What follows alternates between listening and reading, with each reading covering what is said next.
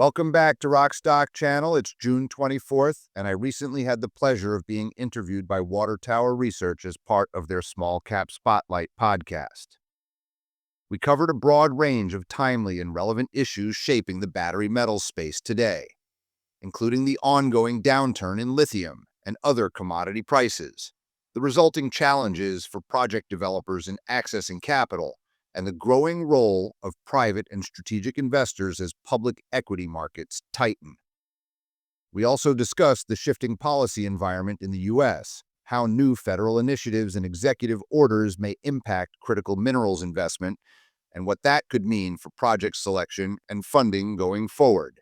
I also had the opportunity to highlight several of the more promising North American lithium and nickel projects, both in the U.S. and Canada, that may benefit from government support or fit into evolving supply chain priorities. As always, none of this should be considered investment advice. Please do your own research and read the disclaimer at the end of the video.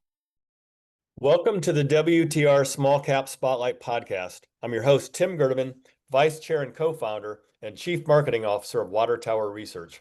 In today's podcast episode, I'm being joined by Howard Klein, founder of RK Equity, a capital markets advisory firm focused on lithium and other commodities in the critical battery chain used for electric vehicles and utility storage.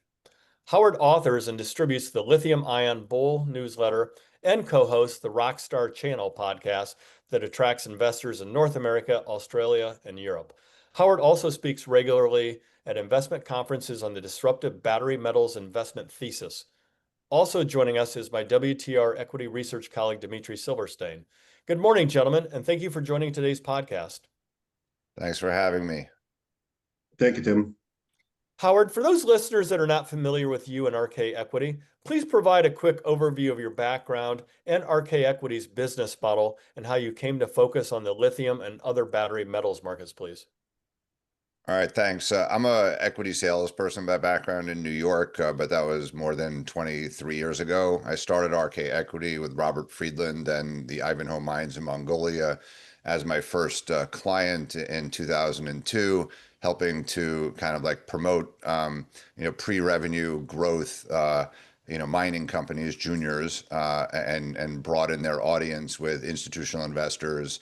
And over the years, that morphed. I worked for a couple of subsidiaries of Robert's. One was a gold company called Jinshan Gold Mines. It got bought by the Chinese, and the CEO of that company, Jay Shemalaskis, pivoted to lithium in 2008 or 9 to promote what is today the Thacker Pass project. So I got into lithium 15 years ago. For the first 7 of my 15 years in lithium, I promoted and that project only, and it's a great thing that that's gotten fully funded by the U.S. government and what I call government motors, GM, General Motors, but the success of Lithium Americas and had me pivot or had other lithium developers approach us because of the Lithium Ion Bull newsletter that you mentioned, and our podcast. We've just, it's a nascent, very fast growing niche industry that there wasn't a lot of information about. And it's had, 4 booms and busts over these 15 years. We're now in a bust. But I got into lithium, on the back of that, and like many, buying into the Tesla, and the EV thematic and seeing what was happening. We just, still see good potential, in lithium, but we've done other metals along the way, nickel, cobalt, graphite, uranium, etc. Great, thank you for that. Lithium is definitely a very dynamic market. I saw SQM was all over the tape yesterday on Bloomberg. I'll now turn the podcast over to Dmitry to ask a few questions. Great, thank you, Tim. Howard, battery metal prices, especially lithium, we just talked about that, but also cobalt and nickel and graphite, have seen a pretty precipitous decline in recent quarters, driven by what I would imagine to be a slower uptake of EVs in Europe and the US, as well as customer destocking of the inventories they built during the COVID-related supply chain snags in 2021 and 22. Can you talk about the impact that lower prices on metals have had on the ability of resource developers, as well as smaller producers, to raise capital that's needed to bring projects to production or advance resource development to the next step?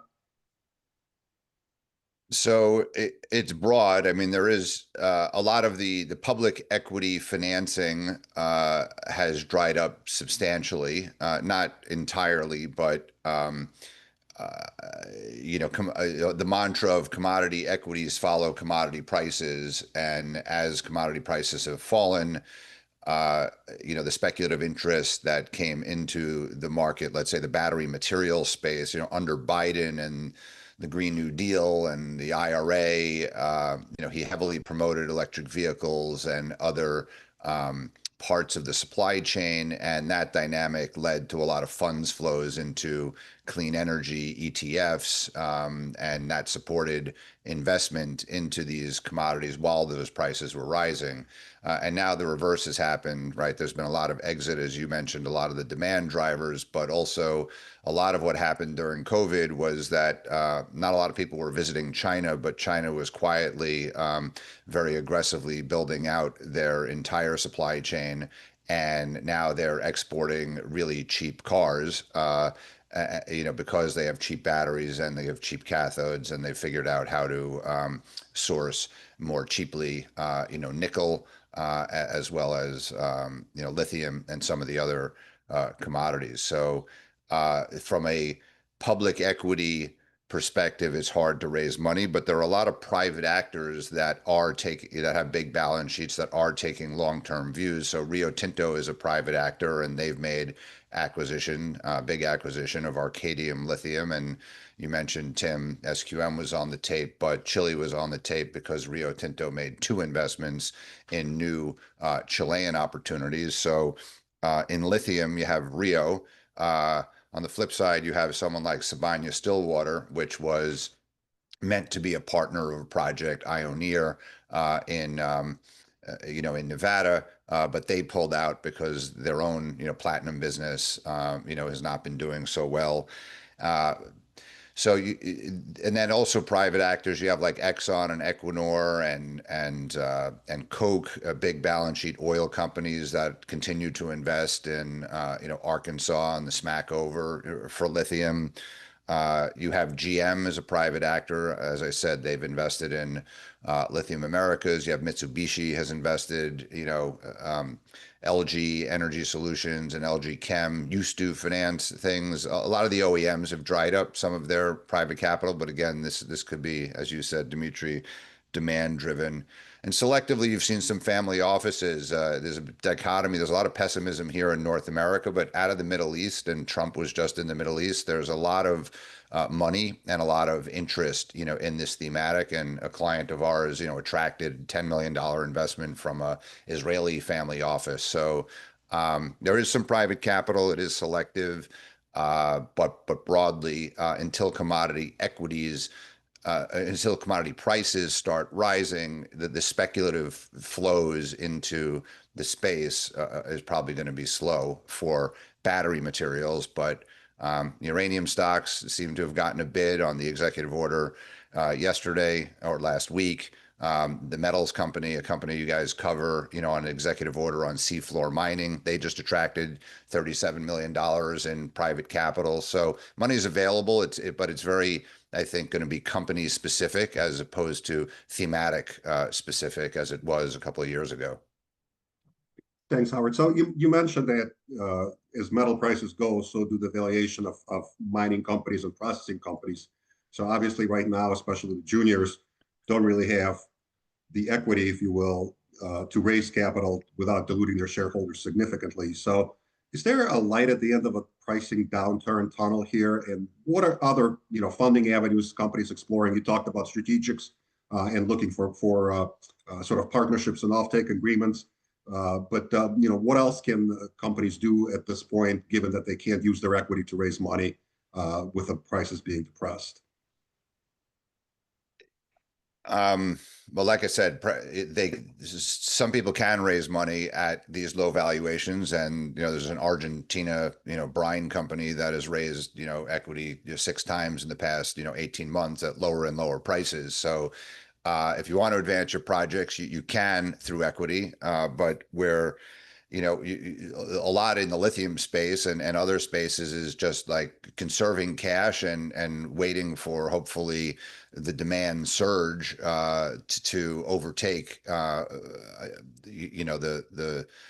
the oversupply that we have in a lot of those commodities. And look, we have a new administration in place. They're passing a lot of executive orders, but the past administration with the Loan Programs Office at the Department of Energy, provided a lot of low interest capital, and then there was the Defense Department, that's provided grants and some other types of funding. So there's been mixed messages out of the Trump administration. I think he said he's like going to pause, for 60 or 90 days, all grants and loans and evaluate, what Biden did.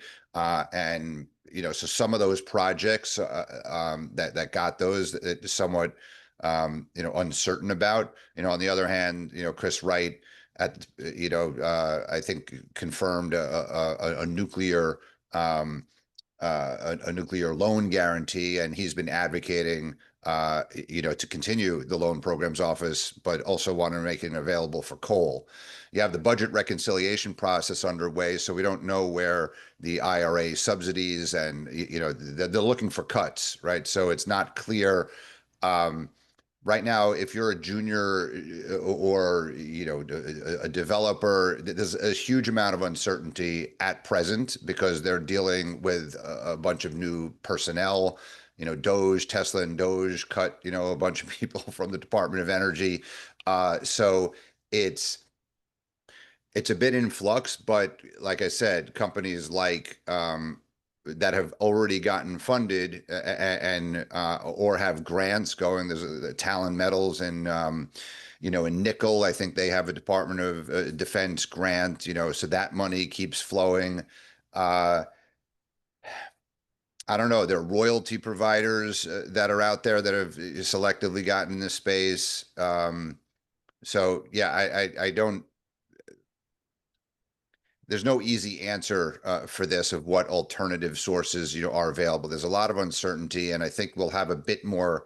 The positive is Trump definitely recognizes, and the administration definitely recognizes the need to onshore, decouple to a degree with China on a lot of critical minerals. But which critical minerals is he focusing on? In the energy dominance, we think about batteries as energy, but he's promoting a lot, LNG. He likes nuclear. He's talked positively about geothermal. Obviously, other oil and gas he likes, but I haven't heard him talk so much about batteries or lithium or nickel. He's talking about rare earths, right? So again, certain rare earths has done well. I think your rare earth project, you can get more funding easily. Uranium projects, I think we'll be able to get more funding, right now, but things could change. For lithium and other materials, but it will be kind of government policy driven to some degree that will impact certain stocks. So you need to follow the policy and which companies are going to benefit by being anointed, by the administration as a company, worthy of attention. Got it. Thank you, Howard. Clearly, developing domestic resources of critical metals is a priority for this administration. As you mentioned, under the Biden, we had a variety of loan programs that you referred to and grant programs. In talking to some of the junior companies in the space who were looking at those, not everybody was able to take advantage of it. I guess I think there were a lot of strings attached, if you will, to those loans and grants. But this administration, as well as market participants, are definitely looking at critical metals as a priority. However, mines alone aren't going to do it.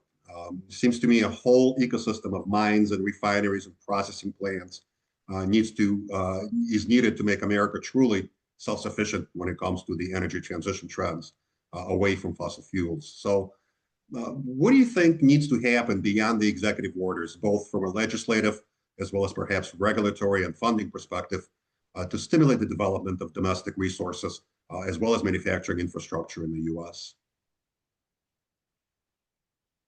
I'm hoping that there's some grand bargain with China that is, basically says, China, stimulate your domestic economy for consumption, but also welcome if you build cars, batteries, cathodes, and processing facilities in America, you'd be welcome, right? Like Trump is welcoming in billions of dollars of investment from every other country in the world.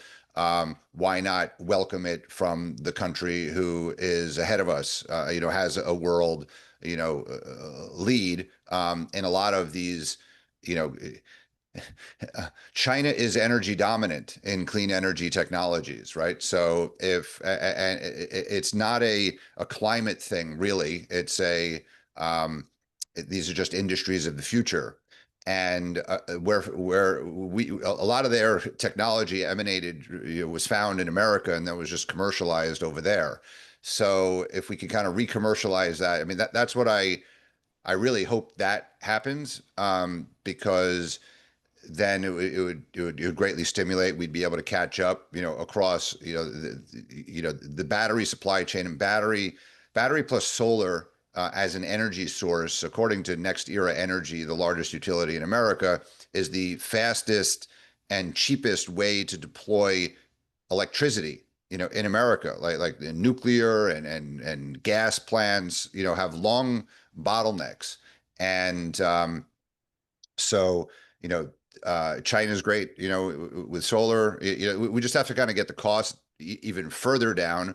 But I think, but I don't know if that's going to happen. I'd flip a coin 50-50. Like, it's very hard to predict. But, I see a grand bargain between the U.S. and China, and attracting FDI into America in this space as being, you ask what's needed, that would be great. The LG Chems and the Koreans and the Japanese, like Panasonic and SK Innovation, that are building battery plants in America, that's good. Not enough cathode is being built here, but LG, I think Chem, or LG Energy Solutions, as well as Redwood Materials, is developing cathode. But it when we're talking about battery materials, it really continues to be a bit policy driven, and the policy, direction is murky at best, based on what we're hearing, out of the Trump administration. As it pertains to other critical minerals, they're very focused, things that go into robots, defense, data centers. Again, Google, has signed a deal, with Elemental, for to build 3 nuclear plants, potentially, right? So can you see the hyperscalers, Google, Meta, Tesla, et cetera, Stargate, start funding projects, across the renewables plus battery supply chain? Maybe. We shall see, but so far they've been loath to do that. Only GM has what should happen is like what happens in China. You have CATL and BYD investing all the way upstream. In America, you have GM have done that. They've taken an equity interest in a lithium mine, and they've partnered with MP Materials and a few other companies. So I think you need to see more of that. But the auto companies don't have big balance sheets. The hyperscalers, the tech companies have gigantic balance sheets. So will we see a Google or a Meta, or any of these companies investing in battery supply chain investments as they are starting to do in nuclear? I don't know, but that would be great if they did. Thank you for that, Howard. Before we can you please highlight for our audience some of the more promising North American projects that can benefit from government's focus on critical metals and processing industries, as well as the improved funding opportunities hopefully implied in the executive order? You mentioned a couple, Thacker Pass, obviously, Lithium Americas is one of them, but what other projects in North America, specifically in the US, but also in Canada, that you think can be beneficiaries in the near term, from some of these developments? In nickel, I think Talon Metals, can benefit. As we've discussed, the metals company is definitely very promising. That's, offshore in the U.S. So those two projects, I think, should benefit. In lithium, the Loan Programs Office did Thacker Pass. They also did Ioneer, and they also did Energy Source Minerals in the Salton Sea. So Jigar Shah and his team, kind of voted for those projects. Will they get funded? We shall see. Canada has a lot of promising projects in both Quebec and in Ontario, and some of them have attracted some private capital. Like the Biden administration had a friend-shoring policy. Trump wants to acquire Canada. Canada just had an election. I don't know how all of that's going to play out, but there are a lot of attractive, large-scale, high-grade, plain vanilla, spodumene mines in those countries that, and like Rio Tinto and Arcadium are building a conversion plant. I mean, you want to be close to kind of conversion. So Tesla's building a hard rock conversion, and Arcadium Rio is building, in Canada. So I think there are some projects there, like in Canada. There's Winsome Resources, there's Q2 Metals, there's Patriot, but the Sayona Piedmont, once that merges, that could potentially supply. That's already a Tesla supplier, but that also could potentially supply the Bécancour facility that Rio is inheriting from Arcadium. So I think those are interesting projects. And then they're earlier stage. If you look at it, the U.S. government has funded 2 sediment projects, which are unconventional. There may be, like the company you just interviewed, Jindalee or Surge, battery metals, or Century Lithium, are 3 other sediment projects that may follow in Lithium Americas and Ioneer's footsteps over the years. What's happening in the Smackover? I mentioned Equinor with Standard Lithium, Exxon. It's still, I'm uncertain. They got the balance sheets to do it, but the capex for DLE projects that have been announced globally just keep getting higher and higher. And I'm of two minds. Like Exxon invested 15 years in algae, hundreds of millions of dollars, and then completely abandoned it. So will lithium, oil field lithium, be like Exxon's algae, or will it be like offshore oil and gas, where they took a very long view, weathered ups and downs of the commodity cycle, and then it became a very significant component of the industry? Jury's out on that. There are very few public ways to play oil field brines. There's many more ways to play, hard rock or sediments. It's also very hard to play the Salton Sea. So anyway, that's it's a very interesting landscape. There's a lot of lithium in North America. And if you overlook it and you break it into those buckets, conventional hard rock, sediment, oil field brine, geothermal brine, every one of those projects will say we're the best because of whatever reason. And, but all of the DLE proponents which say that they're, super low cost, it's not yet been proven at all to be low cost. On the OpEx side, it's never been commercially done. But the CapEx numbers are very, very high, right? So, and there's a lot of technical risk associated with that. The mining industry is one place. Every other industry, like if you have first of a kind technology, proprietary IP, that's you get a premium in the market for that. But in mining, never been done before, right? Immediately you get a discount. So conventional hard rock to conventional conversion is where most of the lithium units are coming out of, from Australia to China, outside of the conventional brines, which we don't really have very many of in America. So yeah,